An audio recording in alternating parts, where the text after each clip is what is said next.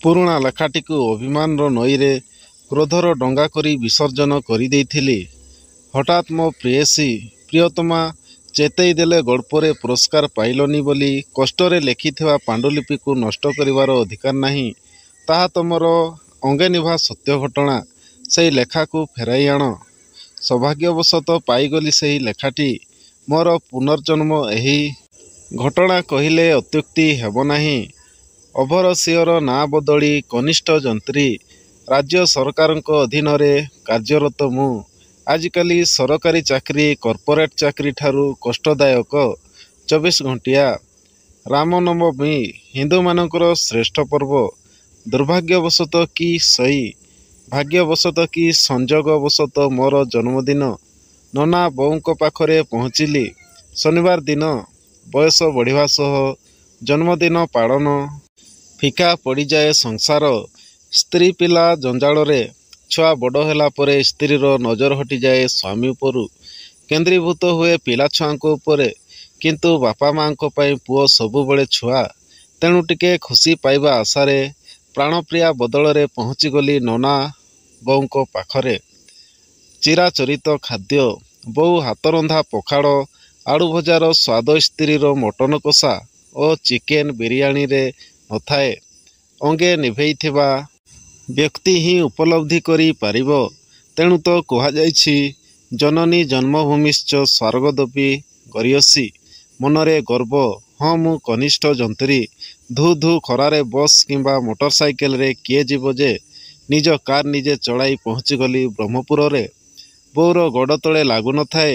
100 kilometre ଦୂରରେ ଥିବା ବି 6 ମାସରେ ଥରେ ଦର୍ଶନ ହୁଏ ନନା ବୋଉର। ମନୁଷ୍ୟ ପରିସ୍ଥିତିର ଦାସ। ଏକେ ତ ଛୁଟିର ଅଭାବ। ଛୁଟି ଦିନ ବି କାର୍ଯ୍ୟ ଦିବସ। ଅପରପକ୍ଷେ ପ୍ରାଣପ୍ରିୟା ଓ ପିଲାଛୁଆ। ପରିସ୍ଥିତି ଏମିତି କରେ ଇଚ୍ଛା ଥିଲେ ବି ନନା ବୋଉଙ୍କୁ ଦେଖା କରିବା ସମ୍ଭବ ହୁଏନି। ଏ ଥର ପରିବାର କଥା ଅଲଗା ସମସ୍ୟା ନିଆରା। ସେ ଦିଗ ମୁଁ ଯାଉନାହିଁ। ସକାଳ ପାହିଲେ ରବିବାର ରାମନବମୀ। ରାତି 10ଟାରେ ଫୋନ୍ ଆସିଲା ଉଚ୍ଚ ଅଧିକାରୀଙ୍କର। ଆସନ୍ତାକାଲି ସଚିବ ଆସି ପହଞ୍ଚିବେ। ଆପଣ ଜଲ୍ଦି ଆସନ୍ତୁ। ଓଃ କ'ଣ କରାଯିବ?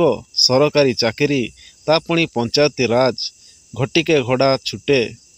କେମିତି କହିବି ନନା ବୋଉଙ୍କୁ ନିଜର ଚାକିରି ଓ ଅପାରଗ ପଣିଆ କଥା। ଛୋଟବେଳେ କାଣି ଆଙ୍ଗୁଠି ଧରି ବାସି ପଖାଳ ଖୁଆଇ ଦେଲାବେଳେ ବୋଉ କୁହେ ବାବୁରେ ଆମର ଅର୍ଥାଭାବ ନାହିଁ। ହେଲେ ବଡ଼ ହେଲେ ଅନ୍ୟମାନଙ୍କ ପରି ବାପା ମାଙ୍କୁ ଭୁଲିଯିବୁନି। ତୁ ତ ମୋର ସୁନାପୁଅ ଓ ଘରର ବଡ଼। ବହୁତ ଆତ୍ମବିଶ୍ୱାସ ବୋଉର। ଭୋରରୁ ଯିବାକୁ ତ ହେବ। ଅବିକା କହି ବୋଉ ମନ ଦୁଃଖ କରିବନି। କେତେ ଯୋଜନା କରି ବସିଛି ସେ। ଓଡ଼ିଶା କାକରା ପୁଅର ଶ୍ରଦ୍ଧା, ତାପରେ ସନ୍ଧ୍ୟାରେ ମୋ ଗୋଡ଼ ଟିକେ ଦେଖାଇଦେବା।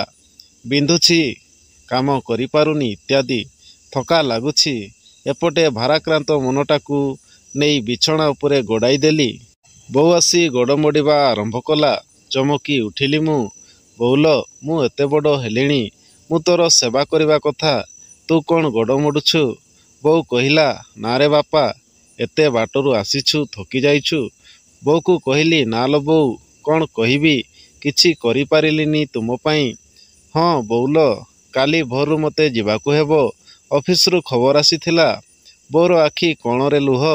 ଅକୁହା କୋହ, କଣ୍ଠ ବାଷ୍ପରୁଦ୍ଧ। ଠିକ୍ ବାରିପାରୁଥିଲି ମୁଁ। ହଉରେ ବାପା, ରାଜକାର୍ଯ୍ୟ ପ୍ରଥମ। ଶ୍ରୀ ଅକ୍ଷର ବିବର୍ଜିତା। ବୋଉର ଏକଥା ଶୁଣି ଜାତି କୁଣ୍ଡେମୋଟ ହୋଇଗଲା। ଭୋରରୁ ଉଠି ପ୍ରସ୍ତୁତ ହେବାକୁ ଗଲାବେଳେ ଦେଖିଲି ବୋଉ ଗଣ୍ଠିଲି ବାନ୍ଧୁଛି। ବୋଉ ଇଏ କ'ଣ? ନାରେ ବାପା, ସେଇଠି କେଉଁଠି କ'ଣ ଖାଇଥିବୁ। ଏକା ରହୁଛୁ, ପିଠାଟିଏ କରିଦେଇଛି ନେଇଯିବୁ। ଜାଣିପାରିଲି ବୋଉ ରାତିସାରା ନ ଶୋଇ ପିଠା କରିଛି। ଆଶ୍ଚର୍ଯ୍ୟରେ ପଚାରିଲି ଠାକୁର ପୂଜା ନ କରି ମୋତେ ପ୍ରଥମେ ଦେଇଦେଲୁ ବୋଉ?